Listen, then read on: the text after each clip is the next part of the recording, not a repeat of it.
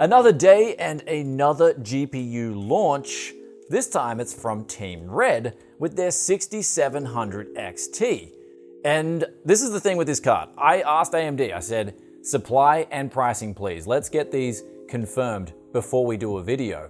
And they're telling me it's going to come in from 429 USD. And then I asked heavily about the Australian pricing, and I kept getting met with blank stares in the case of meeting people at retailers in real life. And then in the case of internet chat, I got met with just no replies. So no one knows how much this thing is going to cost in Australia.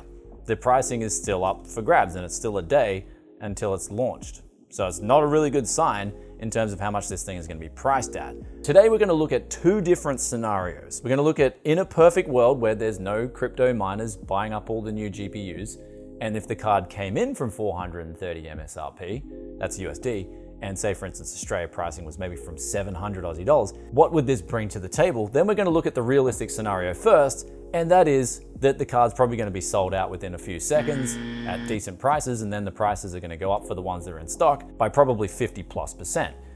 And then tomorrow, this is the thing, we've got two of these cards here, two 6700 XTs. We've got the Gaming OC, which we're going to be taking a look at today in terms of performance figures and all the goodness, and then we're going to take a look tomorrow and come back and revisit the situation in this review, where we'll review the card, but also look at what has unfolded on the launch day release. So, Gigabyte's Gaming OC 6700 XT. We've got here a length of over 280 millimeters. You've got three 80mm fans, and this is their WindForce design, which out of the box carries some very good temperatures where they go to 66 degrees. This is in a 23 ambient environment, by the way, so things have cooled down. You can see that I am wearing a jumper in this review because that's just how the weather goes. Just like hopefully the crypto market's gonna go, but we'll get onto that soon. But the 60% here, when we up the fan speeds to 60%, we did get a significant raise in volume levels, and then going up to 80% saw the volume levels increase like literally exponentially. So basically from these graphs, you can see it with the fan speeds versus the temperatures. You will want to leave this card actually, in my opinion, on the auto speeds, as that's a definite winner in terms of temperatures versus noise. So Gigabyte have done an excellent job here out of the box of giving you not only the temps and the noise, but we'll move on to the performance figures where the 1440p, and this is what AMD is saying with the 6700 XT. They're saying this is a 1440p QHD card.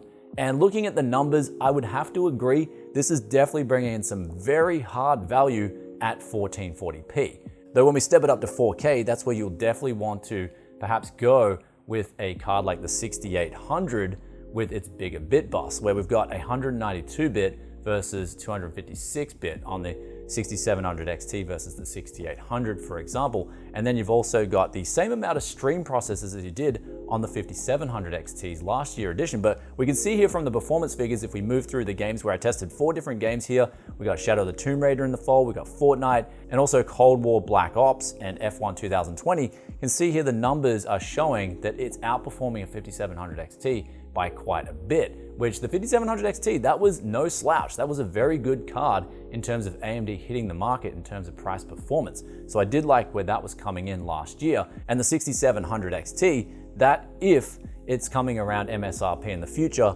will also bring some good value to the table.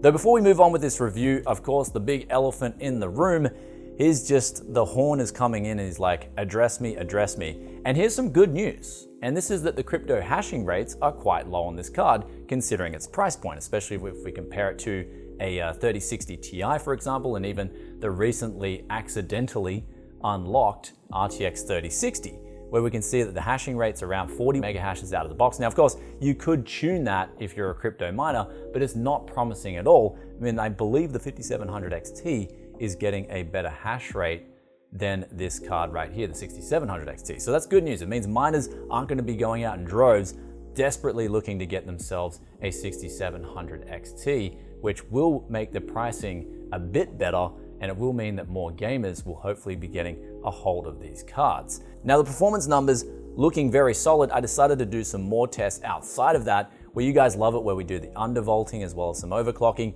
And here's where this card right here, the 6700 XT, at least the Gaming OC, this performed and responded really well to undervolting, where we dropped it down to around 1025 millivolts and that was down from 1200 millivolts, which I will admit, out of the box, the 1200 millivolts does seem a little bit aggressive considering the other cards that have come through here. They have been lower than that, but dropping this down to 1025 millivolt as well as dropping the clock speeds down did show a significant drop in power consumption.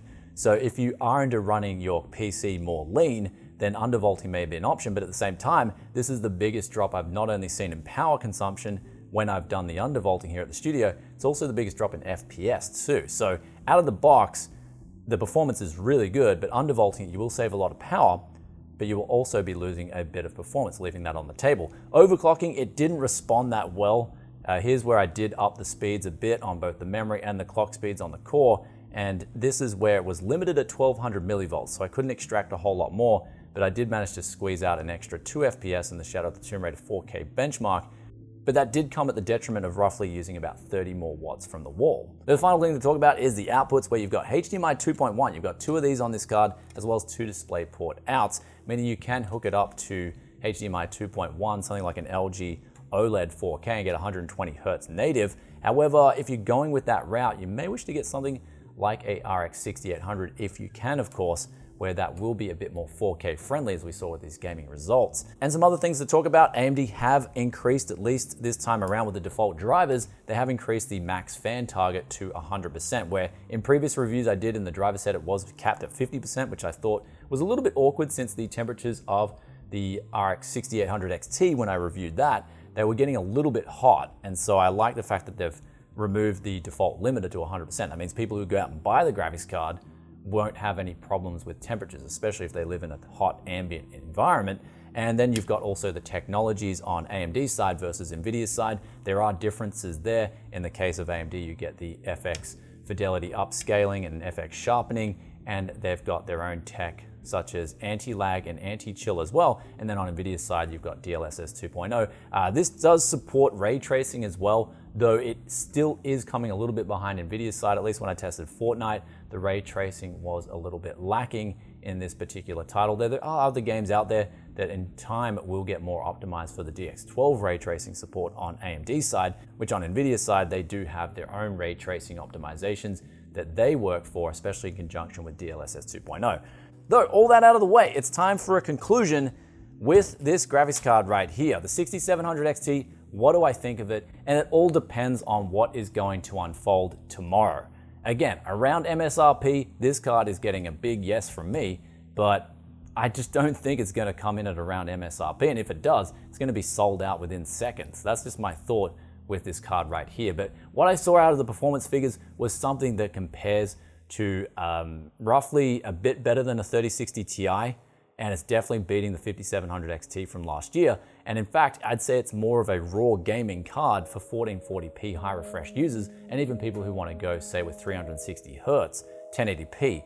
This card is going to be bringing the hard value there if it's going to be coming in around that MSRP in the future. I'd say this crypto boom, while we're going through it, while the price of Bitcoin is so high and the cryptocurrency mining profitability is so high as well, you're not going to see cards, GPUs anywhere close to MSRP. That's just the reality of it.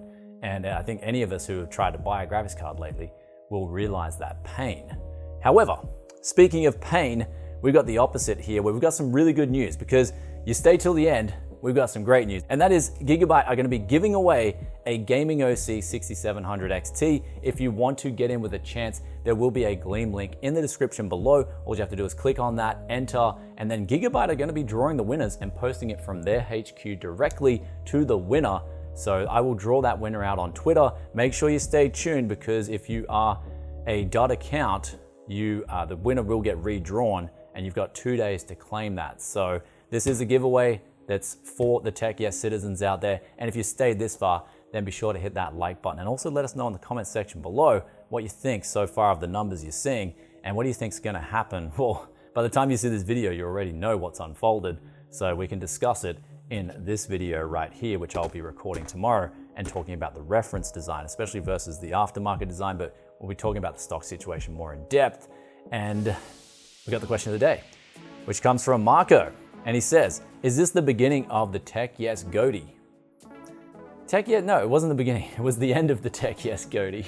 So what I got to raise to you, Marco, I'll make you a deal. If you start growing a long beard, I'll grow a goatee. And if we got a deal, then you'll see a Tech Yes goatee. Or maybe you just want to see a Tech Yes goatee, let us know in the description below. But if you stayed this far and you're enjoying that Tech Yes content, be sure to hit that sub button and ring that bell, and I'll catch you guys in another tech video very soon. Peace out for now. Bye.